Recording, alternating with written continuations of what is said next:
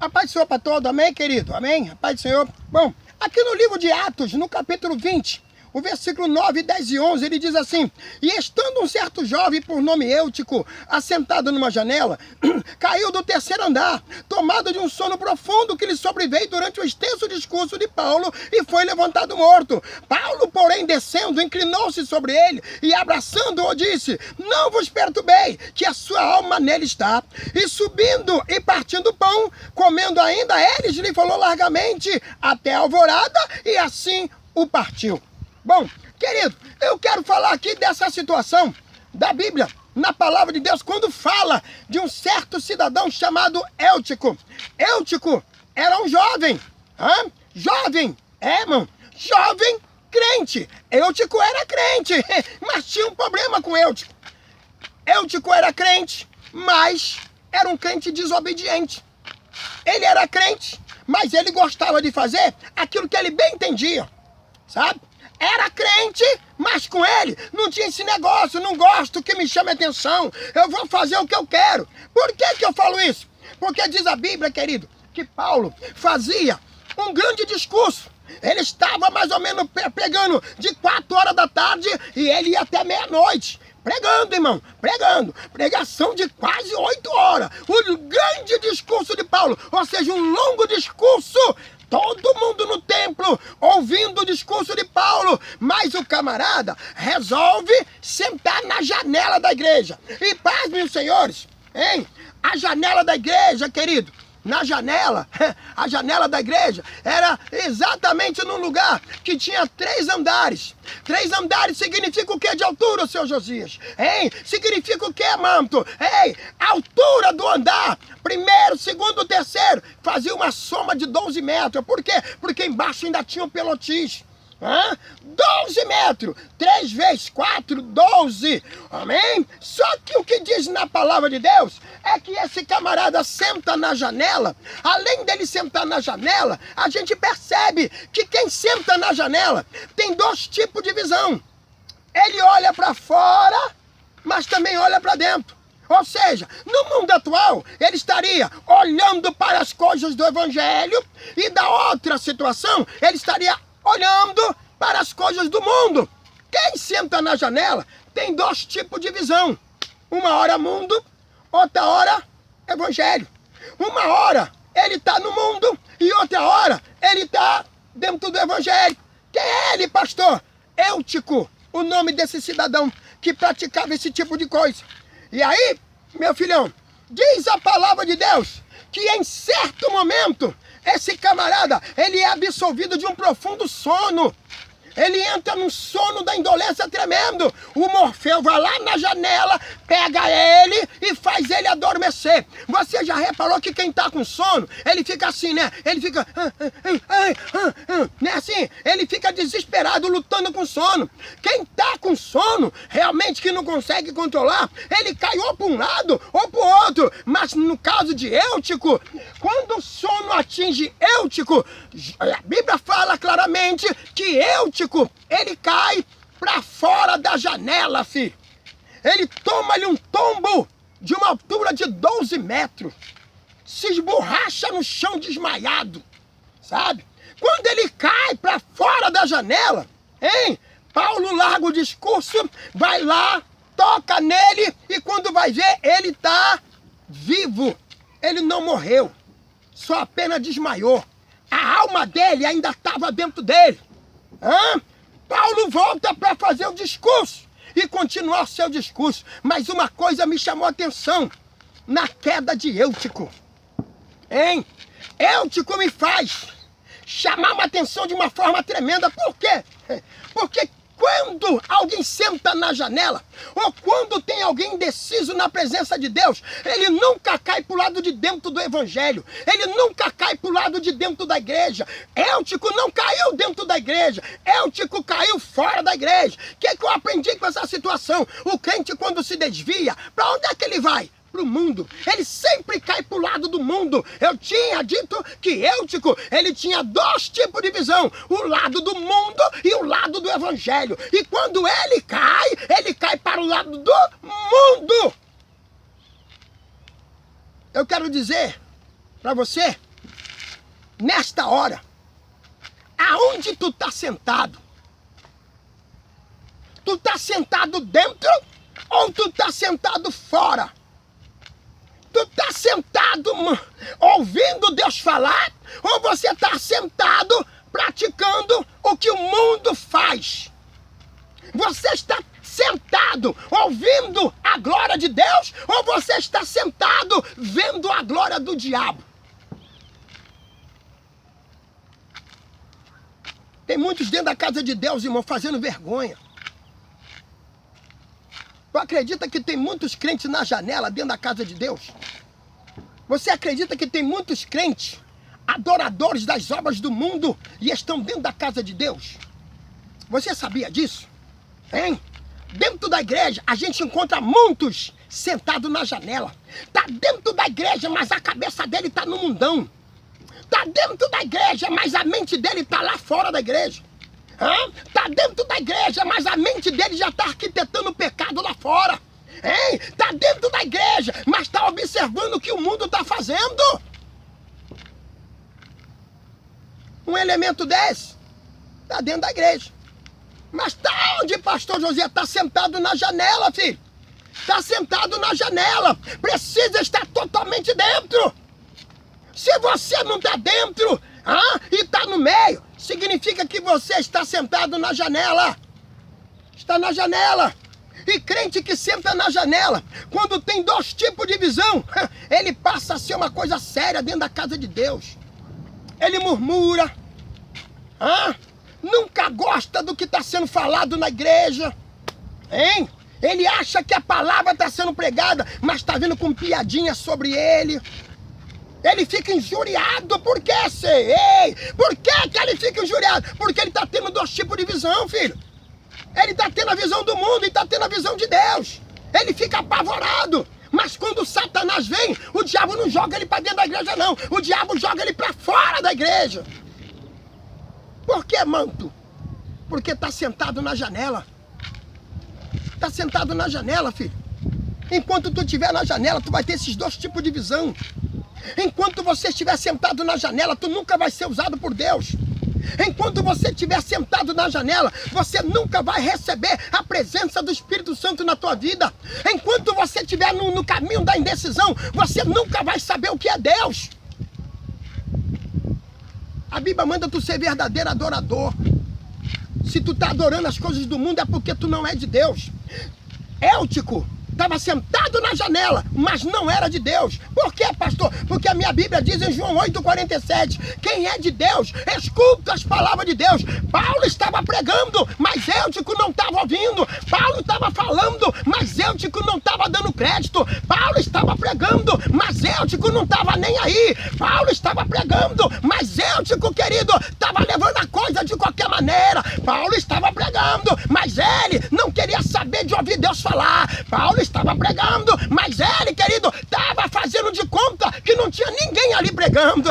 Paulo estava pregando, filhão, mas ele não estava dando a mínima para o que Deus estava falando.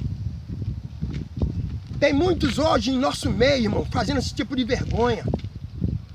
Está na igreja, mas não sabe como é que Deus está falando. Está dentro da igreja, mas não está dando crédito ao que Deus está falando. Pergunta para ele qual foi a mensagem do culto de domingo anterior. Vê se ele vai falar para você onde é que foi pregado. Pergunta para ele como é que foi o culto. Ele vai dizer que o culto foi uma maravilha. Mas ele não guardou nada daquele culto. Por quê, manto? Porque está sentado na janela. Crente que senta na janela tem tempo para murmurar.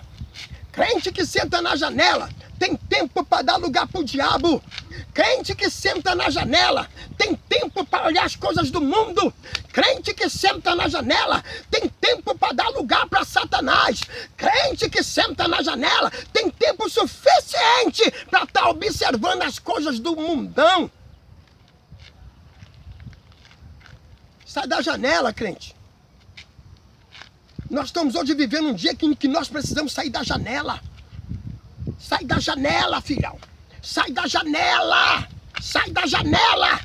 Larga essa vida de idolatria. Quer ver uma coisa que eu vou te falar? Eu vou te dar aqui um sintoma de crente na janela. Você percebeu que nos últimos tempos hoje, nós estamos vendo uma nação de torcedores de time de futebol dentro das igrejas. Nós estamos vendo hoje um bando de crente, hein? Uma raça de crente que torce para time disso, time daquilo, amém? É fanático por futebol. E tá onde, mano? Tu dentro da igreja. Um crente desse, querido, tá onde, pastor? Tá na janela. Porque Deus não aceita ser adorado por outras coisas, a não ser Ele. A própria Bíblia diz em João 4:23, ei, porque os verdadeiros adoradores adorarão o Pai em espírito e em verdade.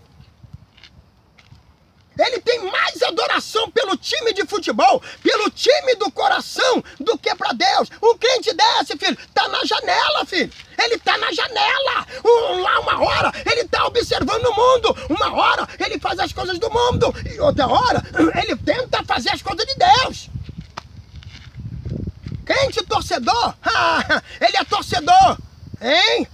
Fica 2 horas diante de uma televisão, mas não fica 10 minutos de joelho falando com Deus. Ele fala do time de futebol dele a semana inteira. A semana inteira ele prega o time de futebol dele. Mas não tem coragem de entregar um folheto para um amigo e dizer: Jesus te ama, varão. Jesus tem uma obra na tua vida. Jesus é o resgatador de alma. Jesus quebra os laços do diabo para te dar vitória. Jesus cura, salva e liberta. Para isso ele não tem tempo. Mas para falar que o time dele fez o gol, que o camarada pegou a bola, deu um totozinho para cima, foi para baixo e jogou pro parceiro. O parceiro foi lá e pum, fez o gol. Aí ele dá aquele grito: gol! Gritar gol é fácil. Eu quero ver você dar um glória a Deus e aleluia bem alto dentro da tua igreja. Gritar gol é fácil, filho. Mas eu quero ver você ficar 5 minutos de oração. Hein? Ficar 2 horas na frente de uma televisão é fácil. Eu quero ver você ficar 30 minutos falando com Deus em espírito e em verdade. Tu não fica. Então tu é adorador de Satanás. Tu é adorador do inferno. Tem muitos crentes hoje flamenguistas dentro da igreja, irmão. Crente que torce para Flamengo. Crente que tá aí brincando com Deus. Crente que tá achando que vai morar no céu. Não vai, filho. Tu não vai morar no céu. Hein? Todo torcedor que se mistura com as coisas do mundo, a Bíblia chama ele de inimigo de Deus. Aonde está escrito? Tiago capítulo 4, versículo 4. Adúlteros e adúlteras, não sabeis vós que a amizade do mundo é inimizade contra Deus? Portanto, qualquer que quiser ser amigo do mundo, constitui-se inimigo de Deus. No livro de Tito, capítulo 2, versículo 7 e 8, está escrito: ei, em tudo te dê por exemplo de boas obras. Na doutrina, mostra incorrupção, gravidade, sinceridade, linguagem sã e irrepreensível, para que o adversário se envergonhe, não tendo nenhum mal que dizer de nós. Eu te pergunto, filho, o que é que o diabo está falando sobre você? Qual testemunho você está dando para o diabo? Como é que o diabo está te vendo? Se você está se misturando, filho, na roda dos escarnecedores. O ímpio está torcendo lá fora e está o crente também igual o ímpio. Não se sabe quem é mais ímpio, se é o ímpio ou se é o crente. Crente fazendo vergonha dentro da igreja, dentro da casa de Deus. E quando vai pro culto, ainda coloca uma roupa do time dele, pra vergonha. Rapaz, ei varoa, ei varão, toma vergonha na tua cara, filho. Toma vergonha na tua lata. Evangelho não é evangelho de brincadeira, não. O evangelho de nosso Senhor Jesus Cristo é o evangelho da verdade. Até o presidente conhece esse texto. E conhecereis a verdade, e a verdade vos libertará. Oséias capítulo 4, versículo 6, ele diz: o meu povo foi destruído porque lhe faltou conhecimento. Não conhece a palavra, por isso que faz as adorações, as coisas do mundo. Não conhece a palavra, por isso que fica fazendo as coisas que o mundo faz. E se esquecendo de que está indo a caminho do inferno. A Bíblia diz em Mateus 22, 29, errais, não conhecendo as escrituras e nem o poder de Deus. Oséias, no capítulo 4, versículo 6, Oséias capítulo 4, versículo 6, está escrito: o meu povo foi destruído porque lhe faltou conhecimento. Tu não sabia disso? Tu precisa tomar um chá do Salmo 1. Salmo 1, está escrito o quê, pastor? Salmo 1 ele diz, ei, mas bem-aventurado é o varão que não anda segundo o conselho dos ímpios, nem se detém no caminho dos pecadores. Antes tem o seu prazer na lei do Senhor, e na sua lei medita de dia e de noite. Tu tá achando que Deus vai te levar para a glória? Você adorando as coisas do mundo, rapaz? Colossenses capítulo 3, versículo 12, ele diz o quê? Pensai nas coisas que são de cima e não nas que são da terra. Isso aqui não é brincadeira, não. Evangelho não é brincadeira, não. Conheça a palavra, filho. Coma a palavra. Entra no manto da palavra. Hein? Efésios capítulo 5, versículo 14. Desperta, tu que dorme. Levanta-te dentre os mortos e Cristo te esclarecerá. Eita, ele manda lavar, sube na candaraio. Eu descobri que em Efésios capítulo 5, versículo 11, ele diz: e não comuniqueis com as obras infrutuosas das trevas, mas antes condenai-as. Em vez de você condenar as coisas do mundo, tu tá absorvendo as coisas do mundo. E tu tá achando que Deus quer mistura, Deus não quer mistura não, filhão. Só existe 2 senhores para tu seguir nessa terra. 2 senhores, pastor, 2 senhores. A Bíblia diz em Mateus capítulo 6, 24, ninguém pode servir a 2 senhores, porque ou há de amar um e odiar o outro, ou se dedicará a um e desprezará o outro. Não podeis servir a Deus e a mamão, ou seja, tu não podes servir a 2 senhores e tu também não podes servir as riquezas desse mundo.